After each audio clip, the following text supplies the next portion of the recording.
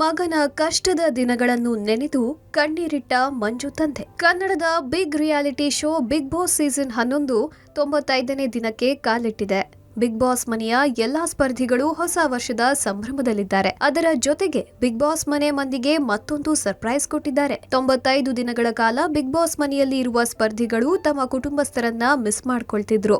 Big boss ಮನೆ ಮಂದಿಗೆ surprise ರೂಪದಲ್ಲಿ ಸ್ಪರ್ಧಿಗಳ ಫ್ಯಾಮಿಲಿಯನ್ನ ಮನೆಗೆ ವೆಲ್ಕಮ್ ಮಾಡ್ಕೊಂಡಿದ್ದಾರೆ. ಮಂಗಳವಾರದ ಸಂಚಿಕೆಯಲ್ಲಿ ಬಿಗ್ ಬಾಸ್ ಮನೆಗೆ ಭವ್ಯ ಗೌಡ, ತ್ರಿವಿಕ್ರಮ್ ಹಾಗೂ ರಜತ್ ಕಿಶನ್ ಫ್ಯಾಮಿಲಿ ಅವರು ಬಂದಿದ್ರು. ಇಂದು ಬಿಗ್ ಬಾಸ್ ಮನೆಗೆ ಮೋಕ್ಷಿತಾ ಪೈ, ಉಗ್ರಂ ಮಂಜು ಹಾಗೂ ಗೌತಮಿ ಕುಟುಂಬಸ್ಥರು ಬಂದಿದ್ರು. ಬಿಗ್ ಬಾಸ್ ಮನೆಗೆ ಮೊದಲು ಉಗ್ರಂ ಮಂಜು, ದೊಡ್ಡ ತಂಗಿ ದೀಪಿಕಾ ಹಾಗೂ ದೊಡ್ಡ ಅಕ್ಕನ ಮಗಳು ನಕ್ಷಿಕಾ ಎಂಟ್ರಿ ಕೊಟ್ಟಿದ್ರು.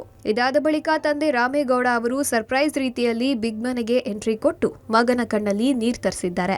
ಅಪ್ಪನನ್ನು ನೋಡ್ತಿದ್ದಂತೆ ಮಂಜು ಗಳಗಳನೆ ಕಣ್ಣೀರ್ ಹಾಕಿದ್ದಾರೆ. ಹೊಸ ಮಂಜು ತರ ಕಾಣ್ತಾ ಇದೆಯಲ್ಲೋ ಅಂತ ತಮಾಷೆ ಮಾಡಿದ್ದಾರೆ.